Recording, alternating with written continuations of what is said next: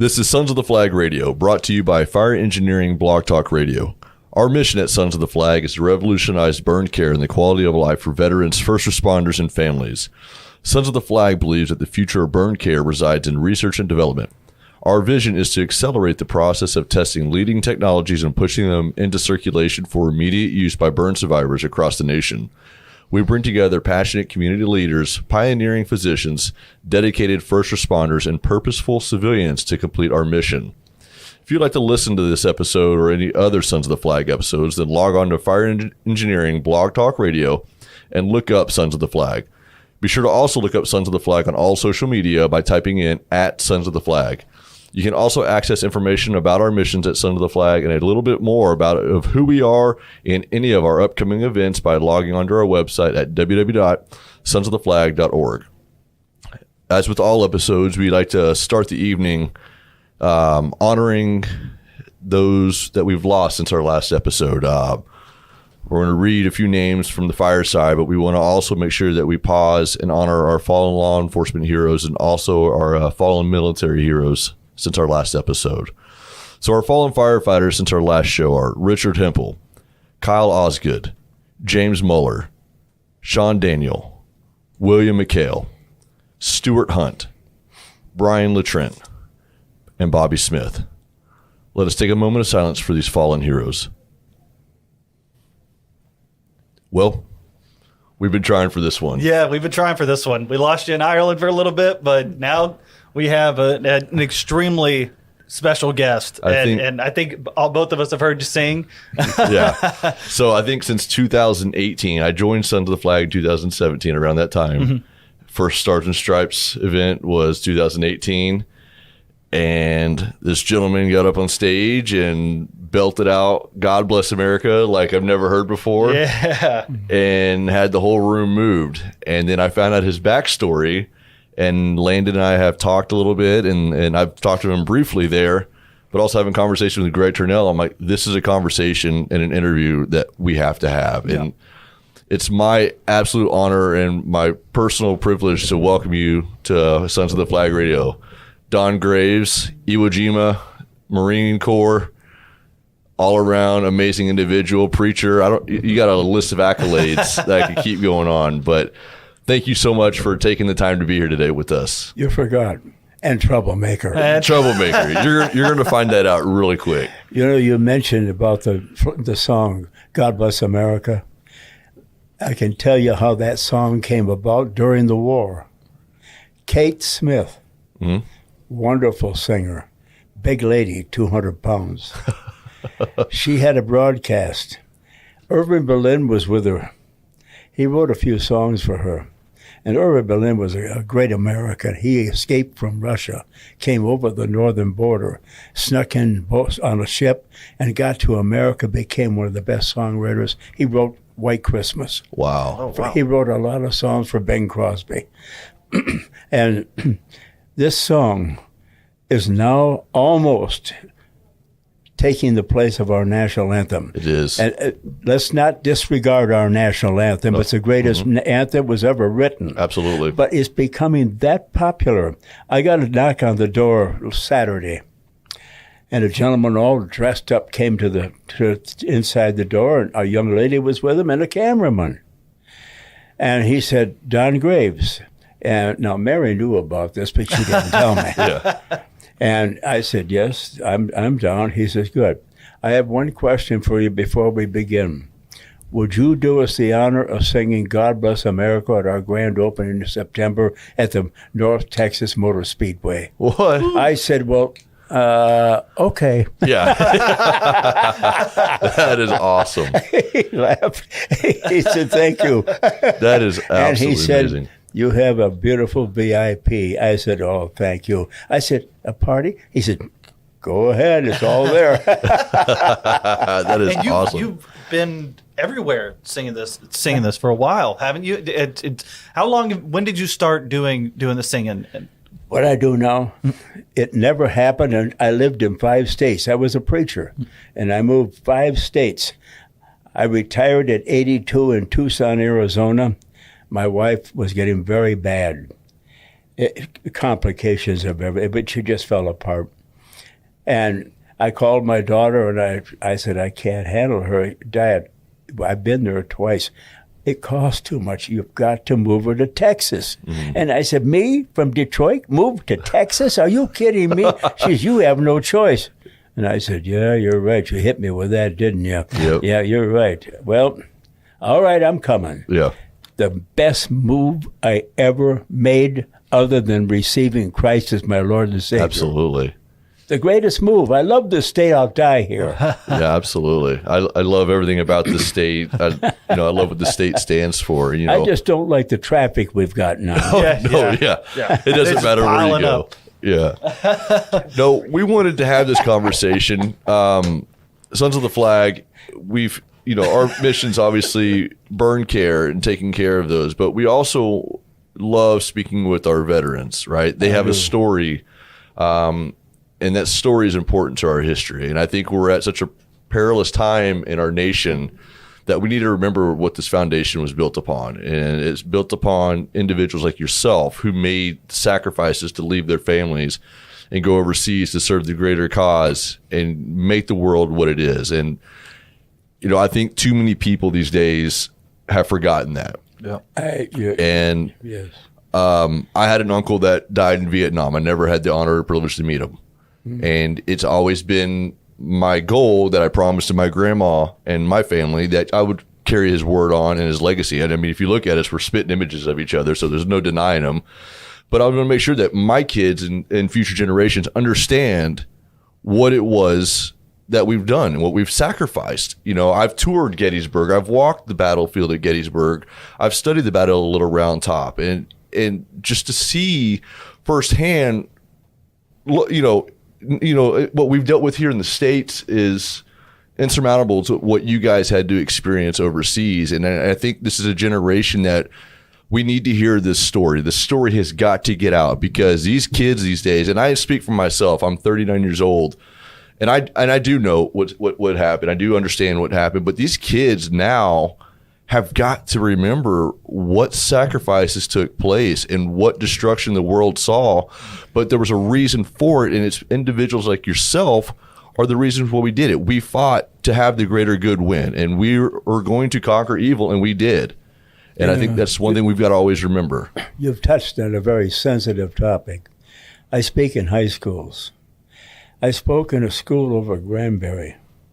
The boys came in, and then we had 2 sessions, then the girls. The boys sat in. They were about to graduate, and I talked to them, and I got to talking about the greatest generation. I said, fellas, I have to tell you, we did not know during the war what they were talking about. Mm-hmm. We heard greatest generation. What do you mean greatest generation? What was so great about us?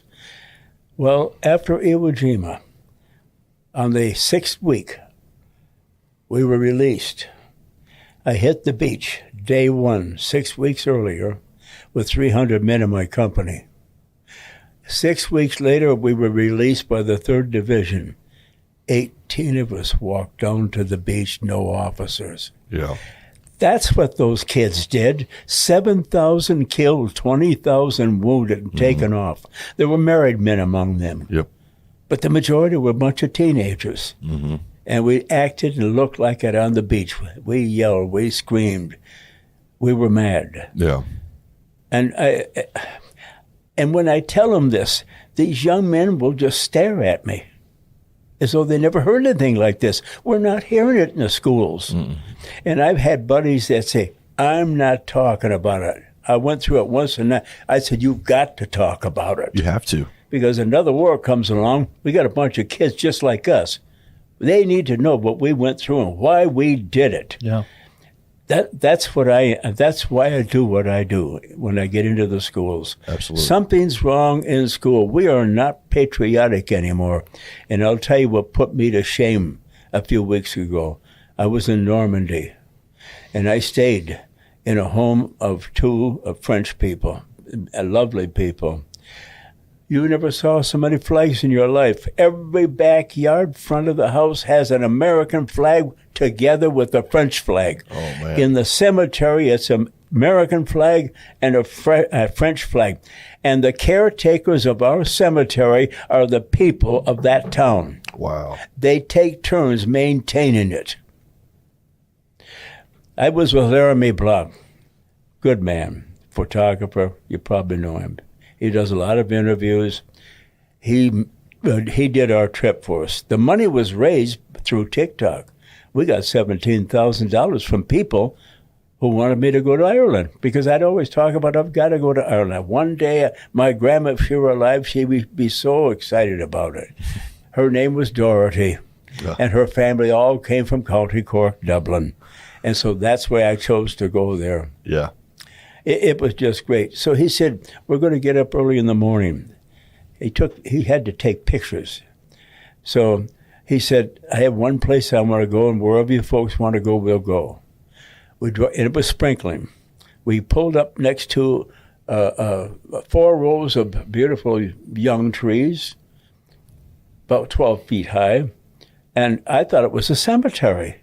So we walked in, and it wasn't. It's just trees with an American flag attached to each tree and the name of someone. And my buddy said to me, Don, how many trees do you think are here? And I said, I don't know. He said, we got to count them. Count one row. They're all the same, 4 rows.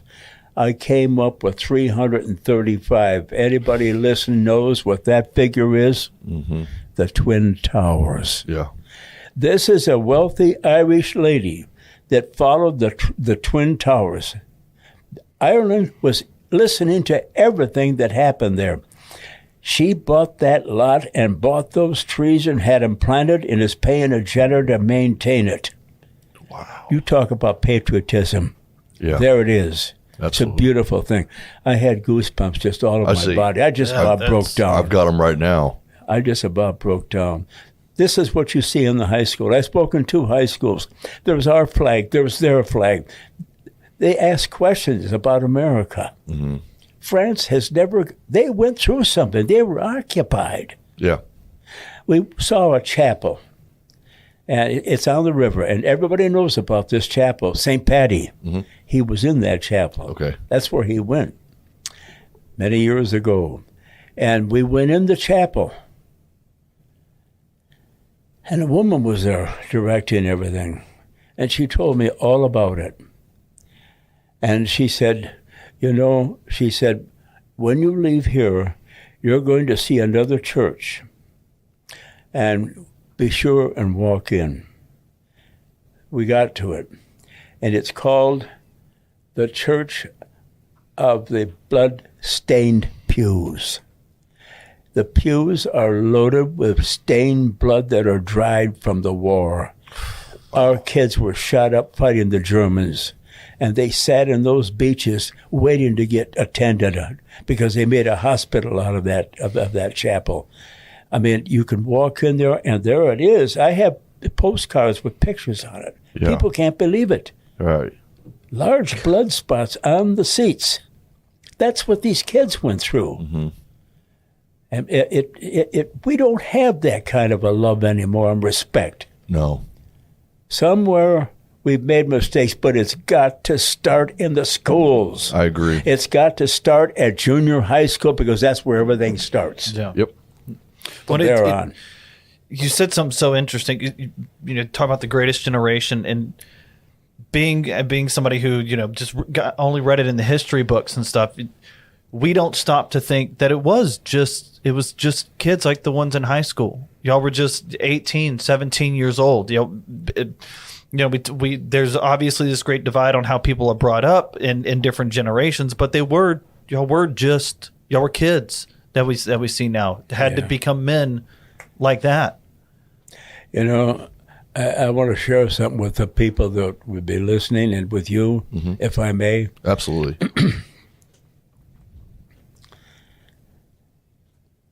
I'm trying to get to where it all started.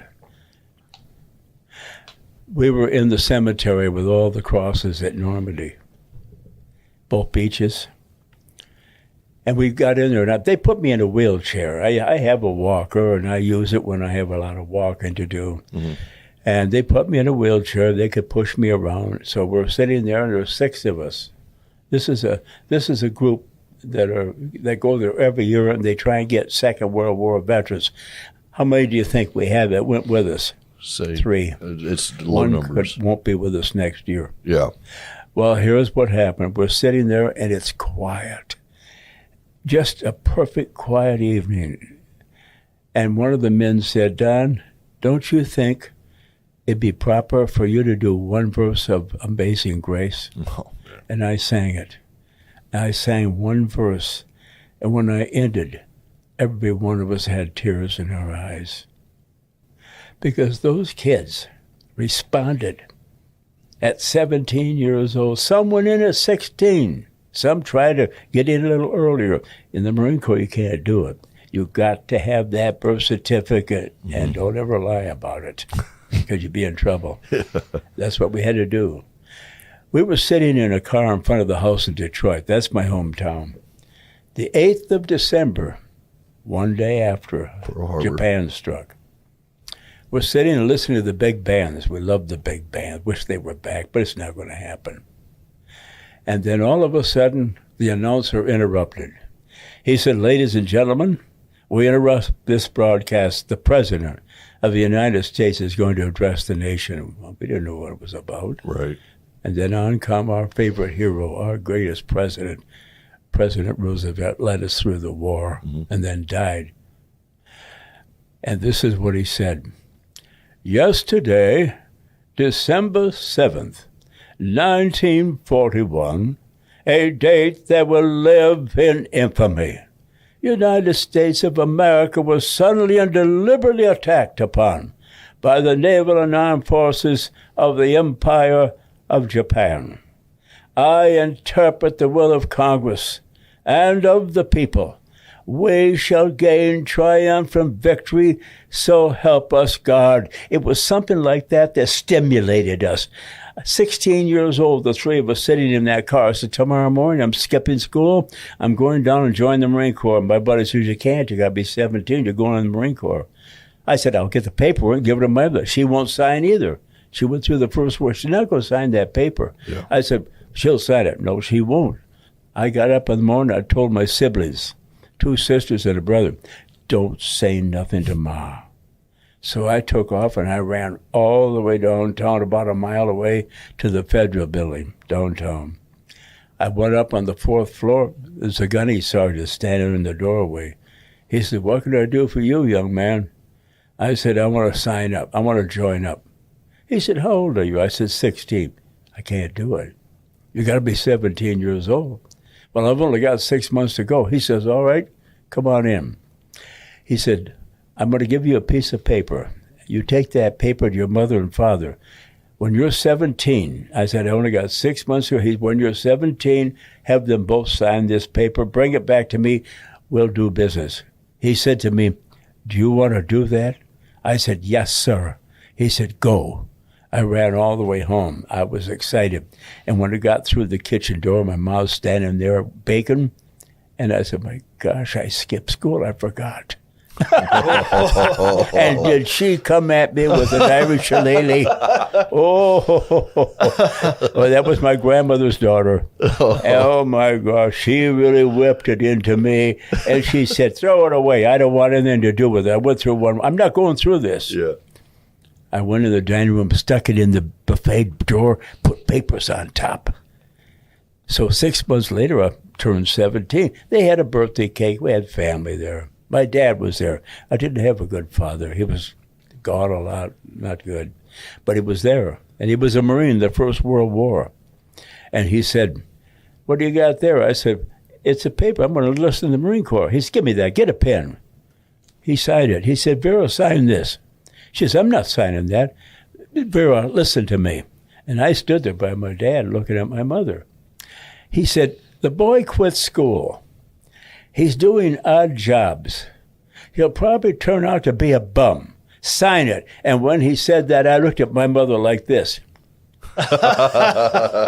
And she said, give me the paper. I said, yeah, yes.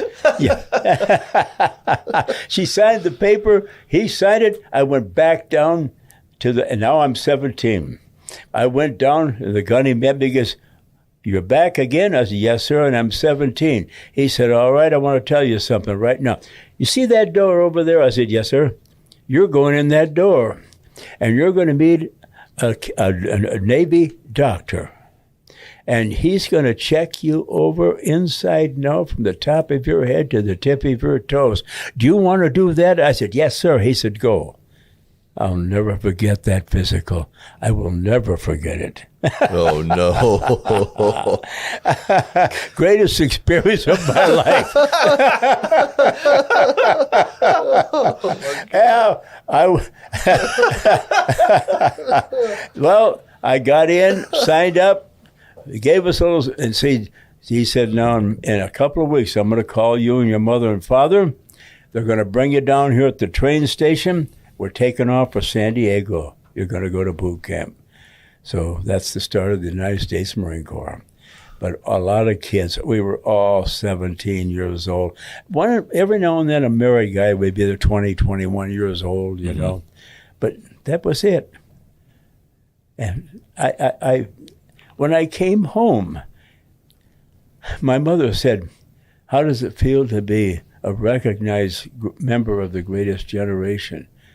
And I looked at her. I said, Ma, the heroes we left behind. 7,000 of my buddies on that island, 20,000 wounded, taken off, put aboard ship, many of them thrown overboard in sea, buried at sea. I said, there is the heroes. Yeah. She's like, yes, son, you're right. I want to ask you real quick, because I've read a couple articles that you've been associated with. You made mention during boot camp to, is it Sergeant Phelps, about him basically driving you. Oh, Phillips? Yeah, Phillips, sorry. Yeah. Oh. My glasses are all messed up. So it's Gosh, I hate that guy, but I love him. Right. You want to elaborate a little bit? He took a bunch of kids and made us Marines. Yeah. First thing he did one morning, he fell us out. We went to chow. I don't know what happened to me. I was washing my teeth. And it's 5:30. We got up at 5 o'clock, and I went off from my tent, and they're gone. I ran out, and there they are. They're marching down across the parade ground to the mess hall. I ran up. He knew I jumped in the back rank. He said, "Tune, halt, 1, 2, graze, fall out." I fell out in front. He said, "What time did we go for chow?" I think it's 6 o'clock. Bam, bam, right up beside each of my head, open hands. I went down on the ground. And some of my buddies went, oh. He violated. We can't touch him, and he can come up and breathe in our face, but he can't touch us. Yeah. He let me have it. Everybody was saying, burn him, turn him in, burn him, graves. I went, I had a phone call coming. So after training and that, after chow, I went down the phone. That's all we could do was make a phone call. No sweets at all, no boogie bait. Yeah. For 6 weeks, none. So I got on the phone and called. Well, my dad answered. I thought my mom would answer. He says, "What's going on?" And I said, well, and I told him all about it. He said, "Shut your mouth and go back to your tent. You wanted it, you got it, that's it." And I stood there and I said, I didn't ask for that. I didn't ask for that. I went back, and by the end of the 6 weeks, all of us, we loved the guy. He made men out. He turned kids into men, Marines. Yeah. We thought we could lick the world. My gentleman who I used to work with was a Marine drill sergeant. And, he used to talk about how he felt fully responsible for every young man and young woman that came. He said, every life of theirs, he said, I knew when I lost one over in Iraq or Afghanistan. Yeah. He said, and I remember their names. He said, if I didn't do my job, if I wasn't as harsh as I could possibly be and wreck them and build them back up into the Marine that they needed to be, they wouldn't survive. And that's what has to be done. And that you had somebody like that built you into that is incredible. There were 2 young boys, and they're war buffs, and they came to my home yesterday. High school kids, they come and see me, And I showed them pictures. They said, "Is that a boot camp picture?" That's it. That's our graduation picture. How was your sergeant? Well, I said, "That's him right there, and that's the corporal." And I said, he made Marines out of us. And he said, "Well, can you tell us some of the things that happened, And I told him all about it, I didn't use the language, but I told him all about it. And I said, we all hated his guts, but we all respected him because he made men out of teenagers." Yep. When we first started, that morning that he made us fall out, he said, "I have 55 of you snot-faced kids, and they say I'm supposed to make men out of it. Well, we'll see." That was hard to take. Yeah. We knew we were in for something. I don't know how it is now. I don't know if it's the same or not. I don't think they could get away with what happened to us. I don't think so. No, but I think that kind of goes back to the generational issue right now. Yes. We are missing that structure. And it goes back to the school system. My wife's a first grade teacher. Well, she's going to third grade now. But just to watch the way that kids come in these days, they don't have that, they're missing that level of respect.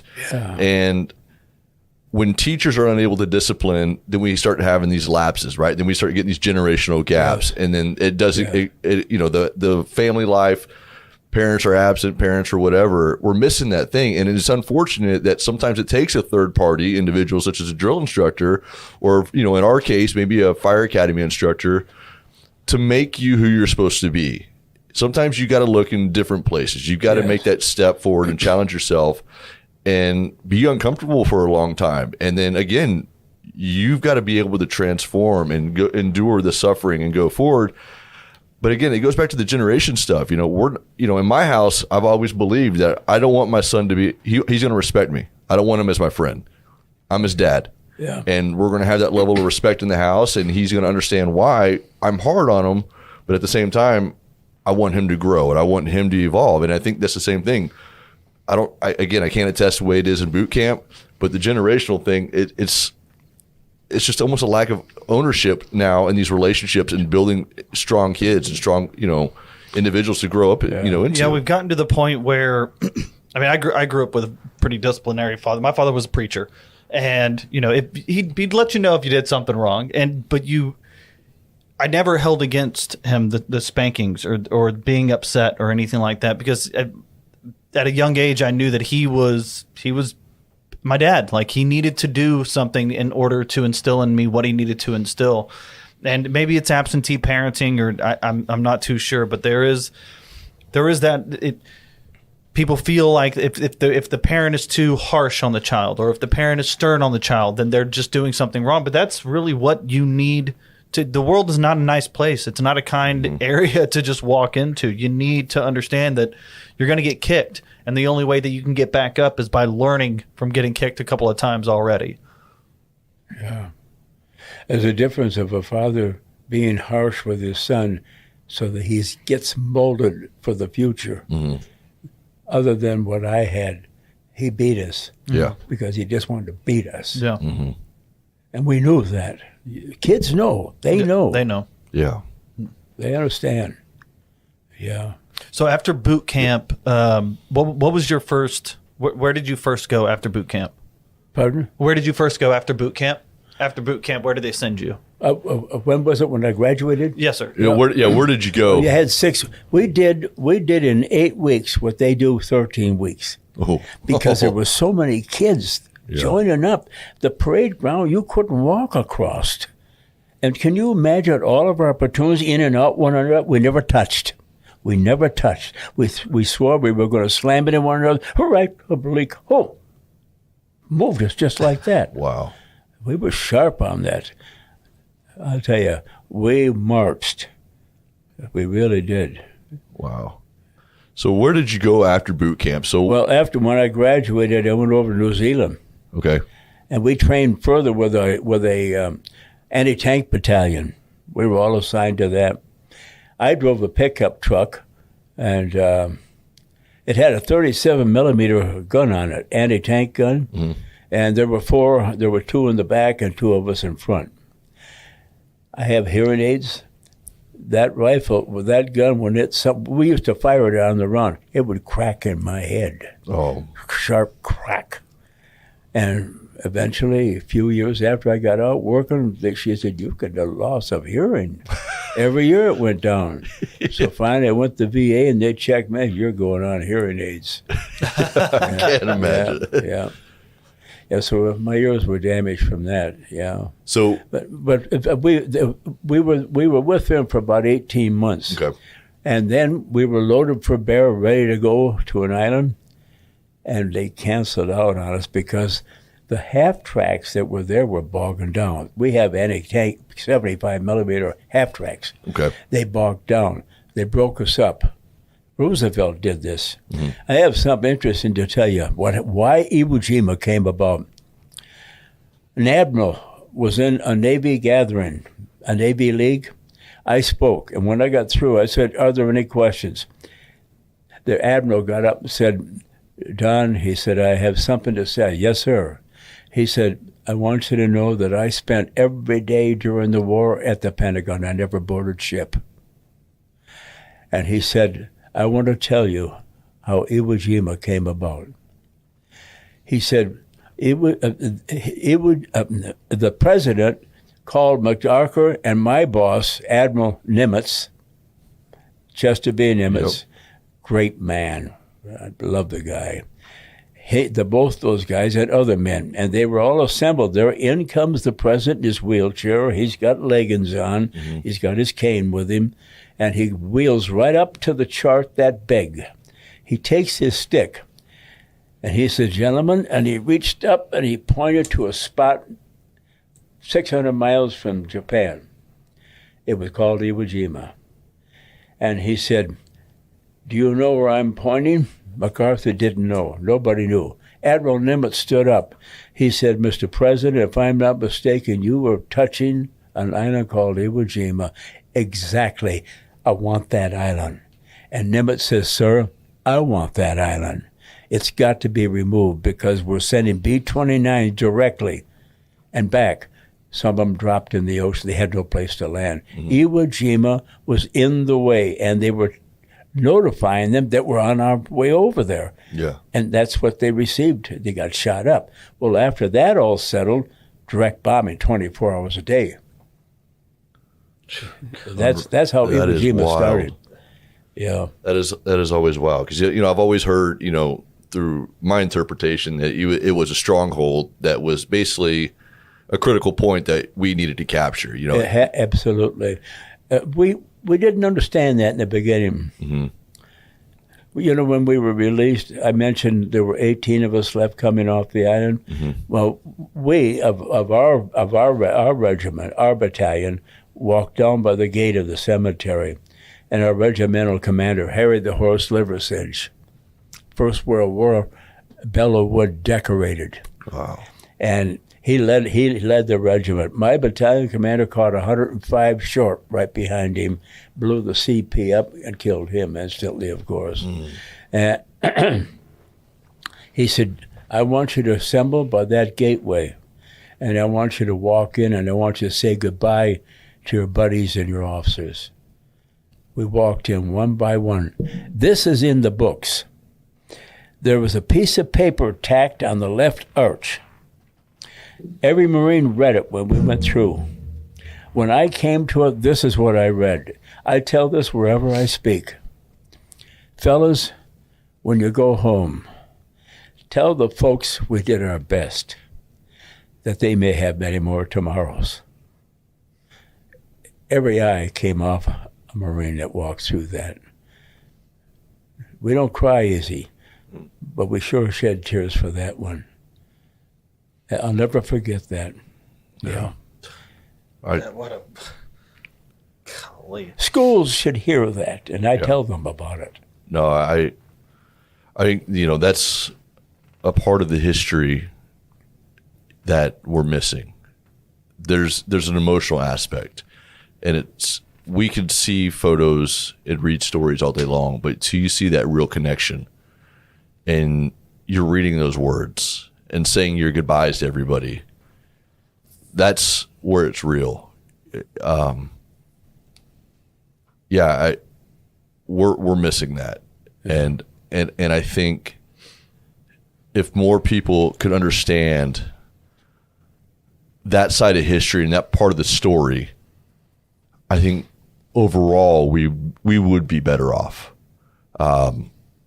And we would have more respect for the generations before us. The Korean generation, the Vietnam generation, obviously your generation. I'm bold enough to make a statement. I make it all the time. I tell young boys this. We are going to have a fight. Yeah. And you know who it's going to be. It's not going to be Russia. It's going to be China. Yeah. They are going to try something. Japan did it. They're following the same pattern that country to country to country. He tried to do it. Yeah. Putin tried, but we intercepted. Yeah. China is getting ready for something. They're not doing this just to harass us. No. Something, and the boys better in school. They better learn right now in school what happened in the First and Second World War and get ready for it. Yep. Because when they go to boot camp, it's a blow in the face. It's a shock. They need to be ready. It's going to happen, so help me. And it's not going to be a skirmish. No. It's going to be.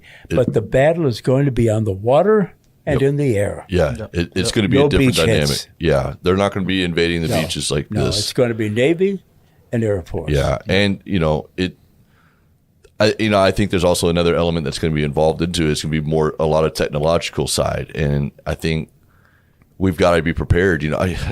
We get so consumed in the nonsense of these electronics that when they get shut down and we end up going to war and you can't text message or FaceTime or call anybody anymore, and then you're actually having to fight for survival. I mean, they got to be prepared for this. And, you're almost touching on something. We'll never be prepared until the administration that runs our country gets prepared, and I don't see it happening. No. Nope. I stand right there with you on that. I do not see it happening. No. The whole America first, America is first. Yep. It's my faith first and then America, faith in country or God in country, the easiest way to say China it. knows this. Yeah, they do. know this. Oh yeah. It's very evident. The rest of the world sees it too, and it's super unfortunate. But I want to talk about real quick, because you were in New Zealand when you got word y'all were going to Iwo Jima. You kind of No, that never came up. Okay. No one ever mentioned that. Happened with Roosevelt at his office. No, we did not know where we were going. That word was never out. Nobody knew it. Okay. Well, I'm quite sure that our general knew it. I know he knew it. Yeah. But it never got out. This was top secret. We did not know it until we woke up one morning at 5 o'clock and saw the battle. Was it so in We were February? 3 miles off the beach, and we had little ducks, alligators. Yeah. That went right up on the beach. That's what we loaded into. Then we knew where we were. So you went in completely blind, unknowing. Had no idea. Unbelievable. No idea what, and it was never mentioned. We never thought about it. Facing certain death. And one of we've talked, and I said it's probably been 2018, and I remember your story. You hit the beaches and you laid face first on the ground. And I swear to God, I still tell this story to everybody I encounter whenever I speak about you, because it's moved me deeply just to hear the words that you uttered, knowing obviously complete uncertainty. You're storming these beaches. You have a flamethrower on your back, and you laid down and said what? Yeah. If we laid down, I better have a man on my left and right because I can't get up. Yep. But you see, when I got up over the beach, you hit the first shell hole, I lost him. I didn't have him. I had to be very careful. So I just got down there and on the side of the bank and sat upright so that I could get up. It was bad. I lost those two buddies of mine, and it was all a shock, a surprise to us. And you said you had a conversation with God, though, at that moment. Oh, I tell you, on the beach. I forgot to tell you about that. Yeah, that's what I was trying to I've talk. never forgot it. Yeah. All those years, we hit the beach. I lay face down on that sand, my first beachhead. a lot of John Bass alone was to my right. He came back with us. He got shot right there. He never got up. A sniper got him. I lay there and I said, I don't know what to do. And I tried something. Now you have to remember something. Depression kids did not spend time in church. We didn't have decent clothes. We didn't. We had a couple of shirts and a pair of pants, and my mother would sponge press them, do her best to make them look nice. We didn't like it, but we wore them. And tennis shoes, we never knew what a beautiful pair of Oxfords was. Until after the war, of course, we had clothes and shoes in the Marine Corps, you know. Polished shoes. I didn't know how to polish a pair of shoes. Our DI said, listen, you bird brains, when I come and inspect those boots, and these were that rough ankle tops, Oh, yeah. I want to see my face in it. And he turned around and walked out. I said, how's he going to see his face in that brushed leather? I said, I don't know, but I'm going to try and do my best, Buddy says. And by gosh, you could see an image. Oh. Wow. Yeah, we worked on it. Oh, man, we really, I'm getting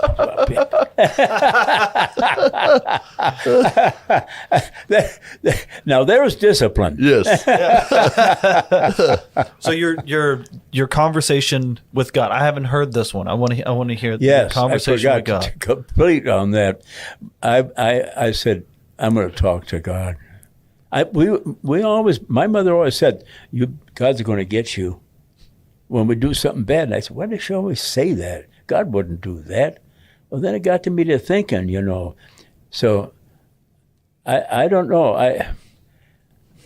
I had the fear of God. I really did, but didn't know him. Mm-hmm. That's all I knew. You didn't have the relationship. You just had the fear. Yes. Yeah. I had no close relationship, but I knew that he had to be. Things just can't happen this way.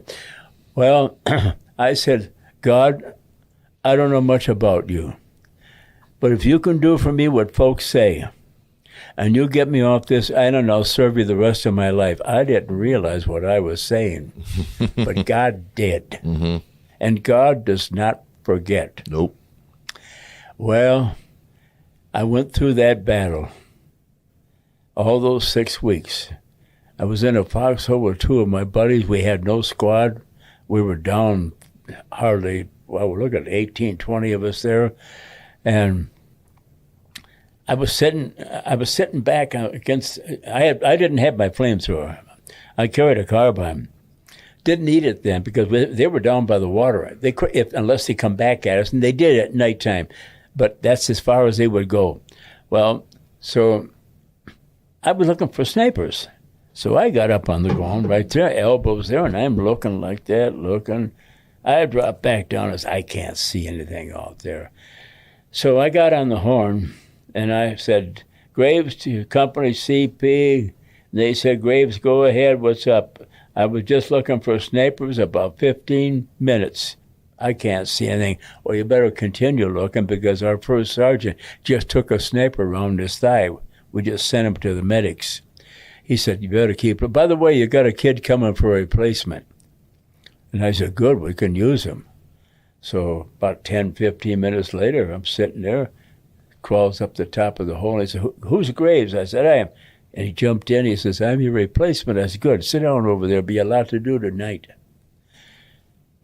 And I said, well, they want me to continue to look, and I guess I got to look. They outranked me, the other two. Yeah. And so I got up, and I'm looking. I've been there 15 minutes. I dropped back down. I can't see a darn thing. This kid, let me have a look. And I said, no, you get yourself shot. One of my buddies says, give him the glass. That's what he's here for. So I threw the glasses at him. He crawled up where I had been. And we're shooting the breeze, Marine talk. Pew! He fell back. His helmet came off, lit between my feet. I looked down on we were shocked. I looked down on that helmet, and I saw a beautiful young lady sitting in a chair, and in her lap was a baby. Oh. I lost it. I jumped up, took everything off me I could, shook my fist in the air, cursed Iwo Jima, cursed the Marine Corps, Curse God. Can you imagine, after making that pledge on the beach? I said, for letting that kid take my place. I didn't understand. My buddy got up, smacked me in the face, threw me on the ground. They were two older men, married. I got up, put stuff on me, got on the horn again. I said, your replacement just took around the forehead. We're moving. Okay, Graves, we'll send a stretcher barrier that way. We crawled into another hole closer to the water. That was where we stayed till we were released.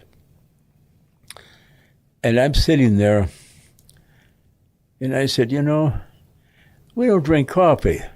Let's have some hot chocolate. They said, good, make enough for three of us. Yeah. So we pooled our water together, canteens, and in a canteen cup, filled it right up about that far from the top. We diced our hot chocolate in it. At ration bar. Yeah. That's the only thing we liked about it. That's all we ate. Well, anyway, it started cooking away. I put demolition on it, lit it, beautiful blue fire. You have to ignite it to go off. And so we're sitting there shooting the bow. Who, smell that? Yeah, let's have it. I said, I think it's ready. Then all of a sudden, hey, Marine, very good chocolatto. You bring chocolatto here. I said, if you want chocolate, you come and get it. He said, oh, no, you bring here. That actually happened. Oh, my God. Golly. You should have seen the few other holes. They were left their heads off. Oh, my goodness. So people write me and say, hey, Graves, tell us the story about the hot chocolate. That is awesome. I love it. I'm saving that one. I'm saving If that I'm one. on speaking, I'll say, are there any questions? How about the hot chocolate? I don't like it that well, but they like it. Oh, my goodness. That is awesome. So when you came home, you did keep your promise to God. What? You did keep your promise to God. Oh, he was around. Yeah, And he was still around. so when did you become a preacher? And when? All right. You remember that pledge I made on the beach? 9 years following that, 1954, on the 15th of May, I was on a fishing trip. Well, we didn't catch any bass or any fish, but the bottle bass were hitting. Oh, yeah. Yeah. So I came home. I was in pretty bad shape. Now, my wife and I were not making it. We were talking about separating at the time. I came home to our apartment. She's doing housework. I flopped down on the couch. I was in bad shape. I never expected this. The phone rang. She answered, laid the phone down on the table, and, Don, Mr. Bueller wants to talk to you. Now, this gentleman was from Copenhagen, Denmark. He and his wife, they were wonderful people. They helped us. They were our landlords one time. You could always count on for something good, Mm-hmm. And I said, hello, Peter. He said, Donald, I want to tell you something. I'm going to talk to you, and I don't want you to say one word. You are a mess. I didn't deny that. You are losing your best friends. You're going to lose your wife. I didn't deny that. Would you take my wife and I Billy Graham meeting down in Oshkosh, 16 miles down Lake Winnebago? This is in Wisconsin. Yeah. Billy Graham? Yeah. That's who my father studied under. Oh, yeah? Yeah. Oh, yeah. He has all of his books. Yeah. He I'll worked with them and everything. I'll never forget Billy. Well, the film came on. We're sitting there in the front row of the whole 2,700 people in this place. And they put me right in the front seat, right by the stage. The screen is wide. Yeah. On comes Billy. And this is what he said. Never forget him. You are not your own. You're bought with a price. And that price was Jesus Christ on Calvary. What are you going to do with Christ in your life? You're here tonight. You're without him. You want him. You need him. You come. You receive Christ as your Lord and Savior. He died for you. He forgave you all your sins. Nailed him to his tree. What are you going to do with Christ? You come. Well, later the film ended. And then it was though I swore his finger was right on my nose. I thought he was talking to me. Right. I was in bad shape. Then the film ended, and an old preacher got up on the stage, and he said, normally we would go home now, but we're not going to do this night. I know you're here. You're without Christ. You need him in your life. Your life's a mess. And we're going to give you the opportunity to come up with us. We will pray for you, give you a Bible, and send you home. I said, if they do that, I'll go up. They started singing that beautiful song, Just As I Am, without one plea. I love it. And they sang. And I broke up. I just let go. I got up on my feet, and he said, it came up, he said, now we're having an invitation. If you have need of Christ, walk up out of your seat and come around and come up to see us. We'd like to talk with you. And I said, I got to go up. And then a voice said to me, loud and clear, sit down, you fool. What about your wife? Now, we weren't making it. Yeah. I said, this isn't going to work. It's not going to work. I turned around and looked at her. She looked at me, got up, took my hand and said, let's both walk up together. Wow. We walked up, received Christ as our Lord and Savior. We got a Bible, went home, dropped the couple off, went to our apartment, sat in this overstuffed leather chair, a wedding gift we never sat together in. And here we're sitting together. I've got that Bible on my lap, and I says, I don't know anything about the Bible, but I'm going to open up and put my finger on something. Start I'll never reading. forget it. And I put my finger down, and this is what I read. The Lord is good, a stronghold in the day of trouble, and he knoweth them that trust in him. Nahum 1:7. Never forget it.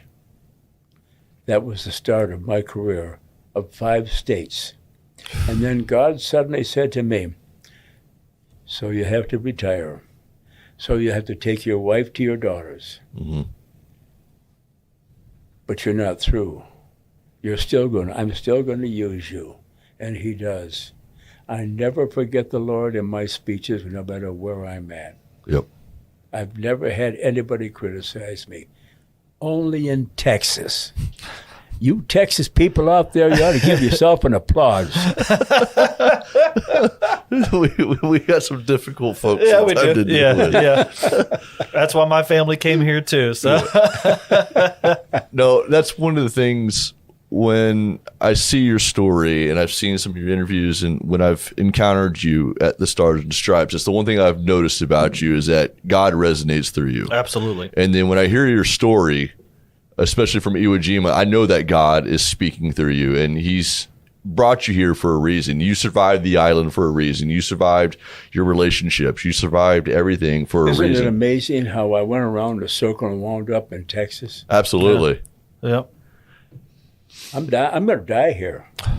Yeah, I'm all set up. My wife and I've got to earn at home. Awesome.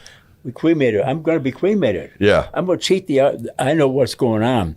I'm going to cheat the preacher out of about $1,500. That's what I'm going to do. yeah. And I'm all set for her and I going to vote at the VA, or at the cemetery out there. Yeah.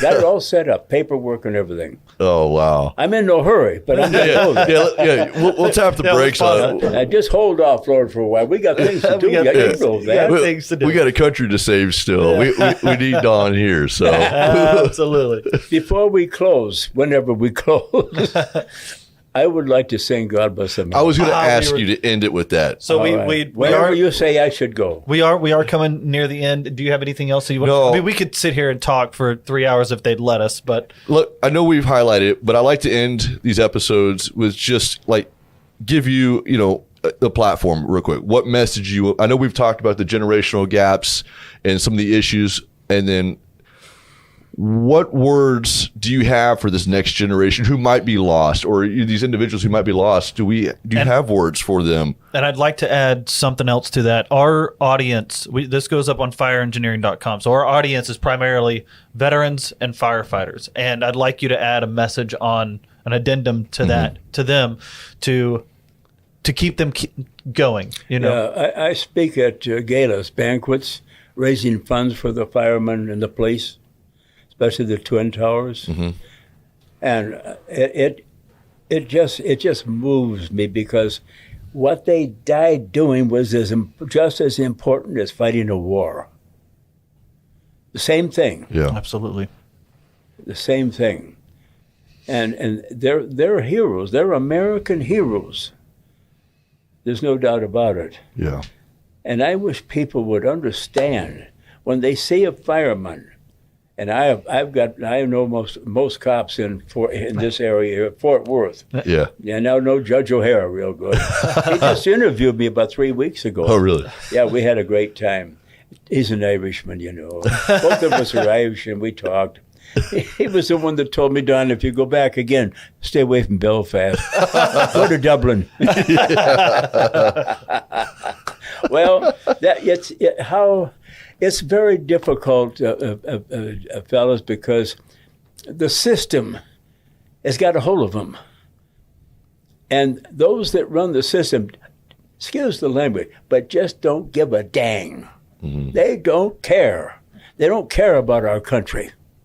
That's obvious.